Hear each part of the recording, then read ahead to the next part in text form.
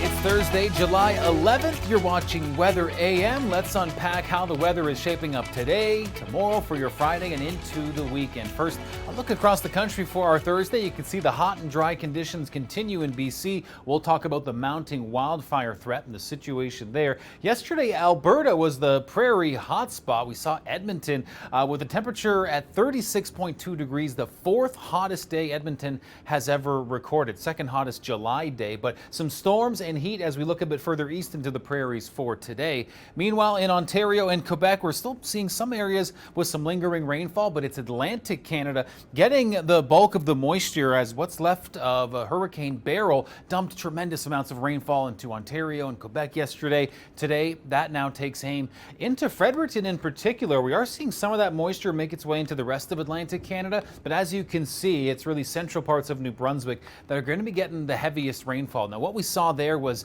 overnight rainfall in addition to what we're going to see today. Now, there's also a thunderstorm risk with this, the possibility of some severe storms in a chunk of Quebec, but as we take a look at the Maritimes, quite a large area could see some non-severe thunderstorms flaring up. Now, as I mentioned, the rainfall already got going overnight. It's going to continue with some heavier periods into the afternoon.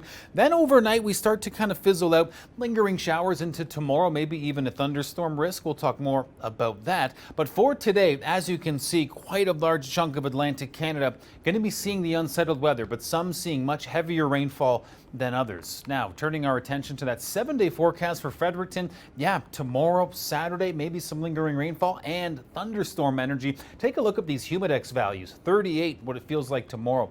37 for Saturday, a couple more 38s for good measure into next week. So some sweltering Humidex values will continue. Now in St. John's, Newfoundland, we're going to be seeing a good temperature on Saturday, a bit of a drier pattern. We'll see if that holds up into the middle of next week. Now, yesterday we saw 96 millimeters reported at Lake Simcoe Airport in the city of Montreal. Actually, at the airport had 79 millimeters with all of that rainfall courtesy of what's left of Hurricane Beryl. Now, still hanging on to some of that rainfall in parts of eastern Ontario, southern Quebec for today. Not the case for Toronto. By the afternoon, should be a nice partly sunny day, but some will be kind of hanging on to that rainfall a bit longer than others as you take a look at our Humidex values for today. Yeah, Ottawa, Kingston, maybe seeing a bit of that rainfall. And for parts of Quebec, we're going to be seeing a similar story, but the rainfall lingering even later into the day. Still some Humidex values to kind of contend with there. Montreal's 7-day forecast showing a much drier pattern for our Friday, Saturday, and Sunday.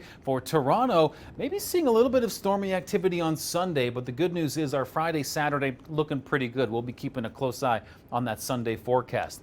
Humidex values for the Prairies, my goodness. Take a look in parts of Saskatchewan today, Prince Albert, Saskatoon, both feeling like 41, and in Regina, the Queen City, 33 degrees, feeling like 39. So that's kind of the Prairie hotspot for today. It's also where we could see a lot of thunderstorm activity. Now, this is not expected to be very widespread, and it's kind of going to be a short window, maybe 4 p.m. until the evening, 10 o'clock, when we see these storms potentially flaring up. But they could be quite serious if they do. We know we saw some pretty serious thunderstorm activity yesterday, and here's a look at that thunderstorm risk into tomorrow.